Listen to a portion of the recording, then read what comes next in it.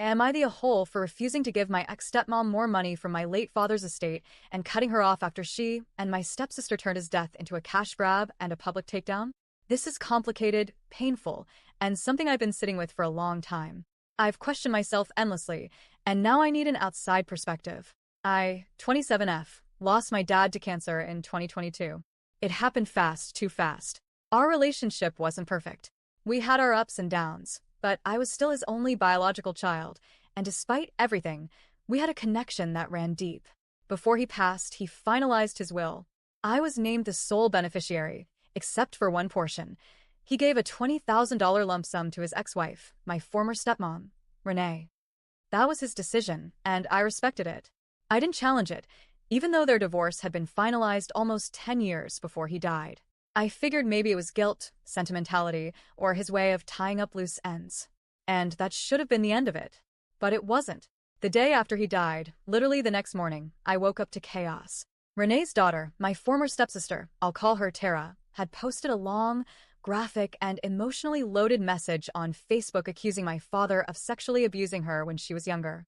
It was devastating to read. Shocking. Not because I had any prior knowledge of something like that, but because of the timing, the very public platform, and the sheer intensity of it. It didn't feel like disclosure. It felt like a weapon. I was blindsided. For context, the alleged abuse, according to them, happened years before I was born, when my dad and Renee were still together. And yes, despite allegedly knowing what he was doing to her daughter, Renee stayed with my father. In fact, she stayed with him after he cheated on her with my mom and after I was born.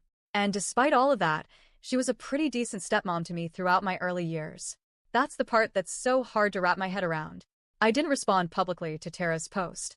It wasn't my story to comment on, and I had no idea what was true, exaggerated, or completely false.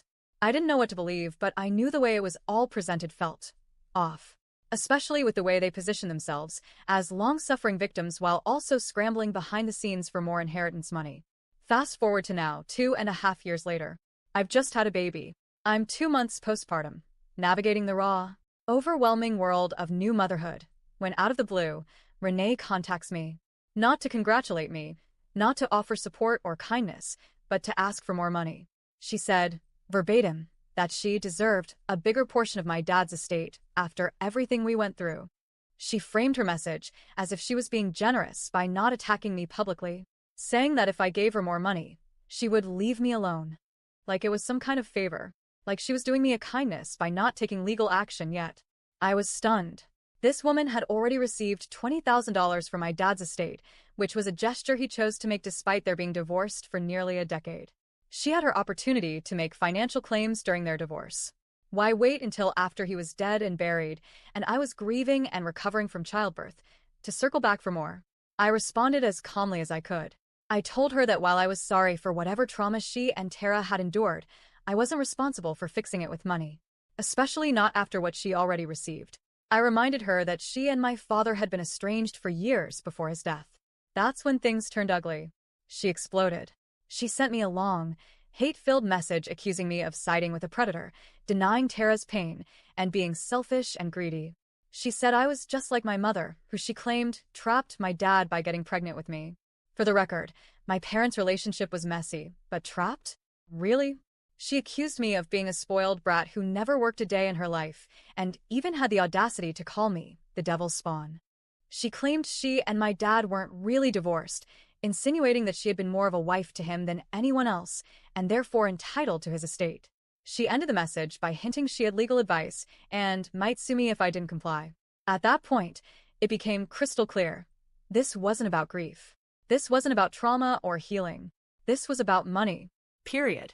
It was about her trying to manipulate, threaten, and guilt-trip me into giving her something she was never owed. What hurt the most wasn't just the attempt to bleed me dry financially, it was how transactional it all was. Renee used to be a maternal figure to me. I trusted her. I loved her at one point. And now here she was, essentially blackmailing me for money in exchange for silence. It was disgusting. I told her I was done. I told her she'd already gotten more than she was owed, that I wouldn't be intimidated by threats of lawsuits, and that I wanted no further contact. I blocked her. But the drama didn't end there. A week later, Tara messaged me. She said I was being cold, cruel, and heartless.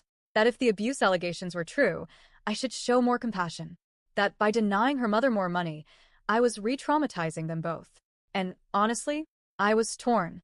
Because if what Tara said about my father was true, then I understand the pain, the rage, the lifelong trauma.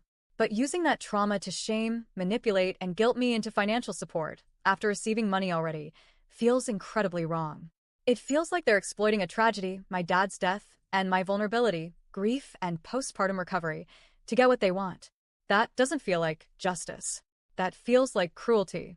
So here I am, sitting with all this ugliness, trying to heal from both childbirth and betrayal. And I have to ask, am I the a-hole for refusing to give my ex-stepmom more money, for cutting her off completely, and for not publicly validating her and her daughter's version of events?